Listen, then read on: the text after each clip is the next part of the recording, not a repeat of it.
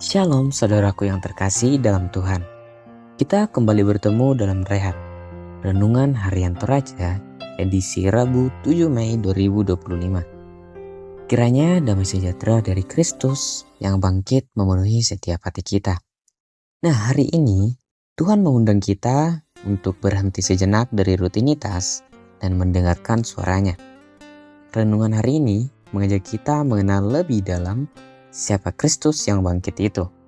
Bukan hanya sebagai tokoh sejarah, tetapi sebagai Tuhan yang hidup dan mengubah hidup kita.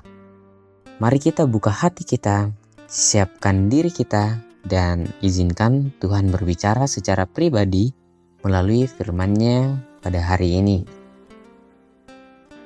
Mari kita lipat tangan kita dan kita berdoa. Terima kasih karena pagi ini Engkau memanggil kami untuk duduk diam di hadapan-Mu, mendengarkan suara-Mu lewat firman-Mu yang hidup. Kami mengaku, tanpa Engkau, kami tidak bisa memahami kebenaran sejati. Oleh sebab itu, curahkan Roh Kudus-Mu agar kami dimampukan mengerti setiap firman yang kami baca dan renungkan pada hari ini. Kiranya melalui renungan ini, kami semakin mengenal dan mengasihi Engkau. Yesus Kristus, Tuhan yang bangkit dan hidup, di dalam nama-Mu yang kudus kami berdoa dan bersyukur. Amin. Mari saudara-saudara kita buka Alkitab kita dari Lukas 5 ayat 1 sampai ayatnya yang ke-11. Firman Tuhan berbunyi demikian. Penjala ikan menjadi penjala manusia. Pada suatu kali, Yesus berdiri di pantai Danau Genesaret, sedang orang banyak mengerumuni Dia hendak mendengarkan firman Allah. Ia melihat dua perahu di tepi pantai. Nelayan-nelayannya telah turun dan sedang membasuh jalannya. Ia naik ke dalam salah satu perahu itu, yaitu perahu Simon, dan menyuruh dia supaya menolakkan perahunya sedikit jauh dari pantai. Lalu ia duduk dan mengajar orang banyak dari atas perahu. Setelah selesai berbicara, ia berkata kepada Simon, "Bertolaklah ke tempat yang dalam dan tebarkanlah jalamu untuk menangkap ikan." Simon menjawab, "Guru, telah sepanjang malam kami bekerja. Kami bekerja keras dan kami tidak menangkap apa-apa. Tetapi karena Engkau yang menyuruhnya, aku akan menebarkan jala juga." Dan setelah mereka melakukannya, mereka menangkap sejumlah besar ikan, sehingga jala mereka mulai koyak. Lalu mereka memberi isyarat kepada teman-temannya di perahu yang lain, supaya mereka datang membantunya. Dan mereka itu datang, lalu mereka bersama-sama mengisi kedua perahu itu dengan ikan, hingga hampir tenggelam.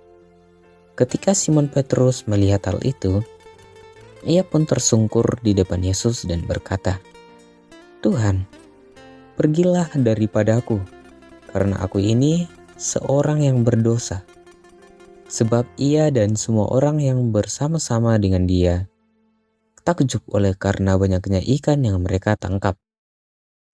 Demikian juga Yakobus dan Yohanes, anak-anak Zebedeus yang menjadi teman Simon. Kata Yesus kepada Simon, "Jangan takut, mulai dari sekarang engkau akan menjala manusia."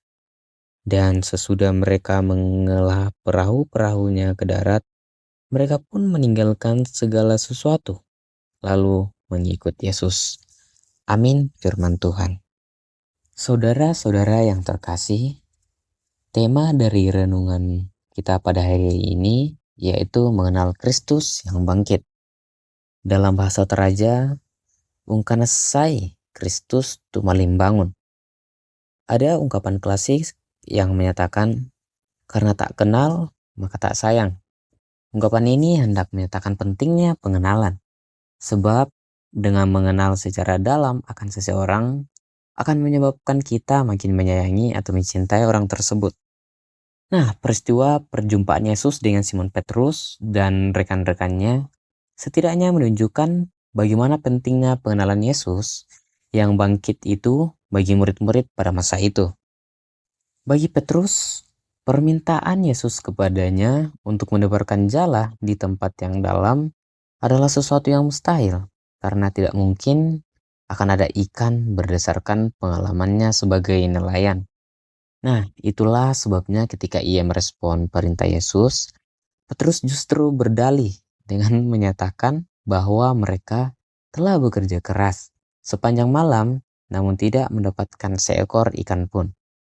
Tetapi karena diminta oleh Yesus, maka ia tentu akan melakukannya. Alhasil, tindakan membuang jala yang sepertinya dengan terpaksa membuahkan hasil yang luar biasa. Mereka menangkap sejumlah besar ikan sehingga jala mereka mulai koyak.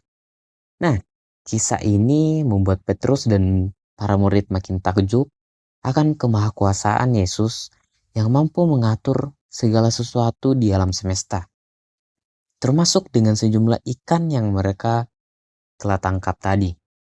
Kisah ini setidaknya menunjukkan kepada kita bahwa Kristus yang bangkit adalah Sang Penguasa segala sesuatu yang ada di alam semesta, termasuk ikan-ikan yang terdapat di Danau Galilea. Pengenalan akan kedaulatan Kristus atas semua ciptaan semestinya meyakinkan kita untuk senantiasa bersandar seutuhnya. Jadi bukan hanya menyangkut kebutuhan hidup sehari-hari, melainkan terutama mengandalkannya untuk beroleh karunia hidup kekal dan sekaligus terpanggil sama seperti Petrus dan para murid untuk menjadi penjala manusia. Amin, firman Tuhan. Untuk menutup renungan harian kita pada hari ini, mari kita lipat tangan dan kita berdoa. Tuhan Yesus yang mulia, kami bersyukur untuk firman-Mu yang telah kami baca dan renungkan. Engkau sungguh Tuhan yang luar biasa, yang memanggil kami dari kehidupan yang biasa menuju hidup yang penuh makna dalam panggilan-Mu.